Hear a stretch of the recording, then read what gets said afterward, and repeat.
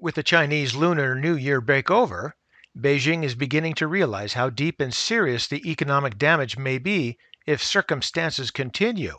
Reports indicate that 80% of the economy and 90% of exporters are simply not going to function in China.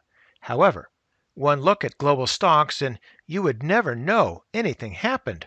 What's up with that? Well, let's take a look.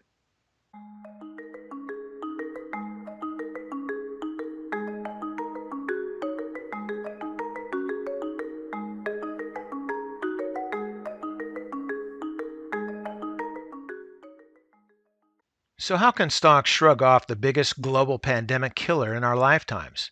Why does it appear that global stocks are ignoring the potential shutdown of the world's second largest economy? Why are cyclical stocks being bid to the moon when there may be a shock to global supply chains? I know. As it turns out, it's the same as always, more liquidity. Who knew? Typically, China's central bank floods their financial system with liquidity ahead of the Lunar New Year holiday. This typically ensures banks can fund themselves for the week off. Following the holiday, the repo provided liquidity is typically rolled off after the holiday is over.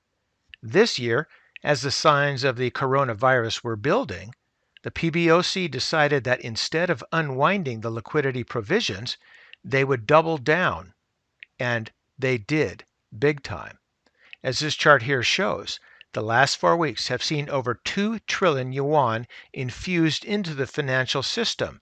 So that's the equivalent of $300 billion, which has never been seen before, being quick injected into the system.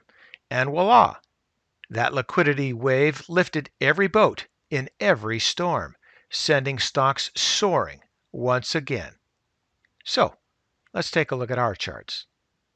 And we're looking at the 5-year weekly chart on the Spiders S&P 500, the SPY, and the close on Friday was 332.20.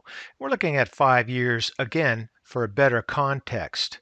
Now, important points again, late 2018 was the bottom, and then the bounce up here. So this week we got near record highs again, a little bit of a sell-off on Friday. Now, the important things to look at in the chart is that nice move here, but we're getting elevated above that 20 and the 50 EMAs. Let's go down here to the MAC. Now, looking at the MAC, I'm going to point out a few things that we need to take a double look at. Of course, the current level here. Let's take a look at this one, this top, and then this top. Let's go back up to the price chart. Now, into the price chart, I'm not going to be able to get both the oscillator and the price chart into the screen, but I think we can get an idea. So here's that first top in the MAC, and here's the other top in the MAC, and then we had this top here and this top here, which were kind of interim tops, and of course the current level here. Now, back to the MAC. So each time we got above that level of 5, and now we're at 8.675, so we're pretty high, and that is the highest in this 5-year period.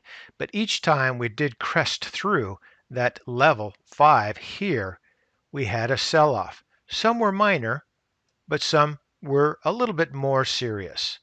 So this is a moderate one. This is a serious sell-off. This is minor, and this is minor. So I'm expecting something here, so I'm still cautious. I don't know if it's going to be a minor sell-off or something more serious, but time will tell. Into the histogram, again, we're at this level here. To me, it looks like we're rolling on over. So be cautious. Price rate of change, you don't really see this yet, but the slow line does look like it's starting to turn over, and I think that the fast line will also. Another sawtooth up here and perhaps a little bit lower on the way down here. So that looks like it's turning over to me as well. Into the RSI, 70.59. So we've slipped there. Now, it is possible for this to move all the way back on up above that 80 level into the overbought territory, but I'm expecting it to stop short of that. Not sure exactly where, but I think it's going to stop short.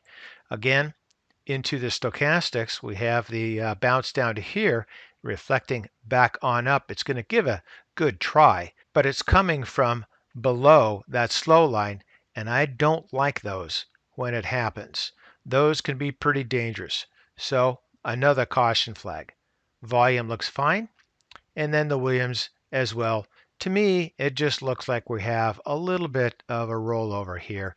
It's not conclusive, but that's the sense I'm getting from this particular pattern in the Williams. Back on up to the price chart. So we've had a really good run, but we haven't had much of a pullback. We had a couple of pullbacks here, here, and here, but I'm looking for another pullback. This pullback here was very short, didn't even get us down to that 20 EMA. I'd like to get at least to the 20 EMA, perhaps even back down to that 50 EMA before I'm satisfied. So for now, I'm just going to sit on the sidelines and wait. And for today, that's ChewDog Charts. Thank you.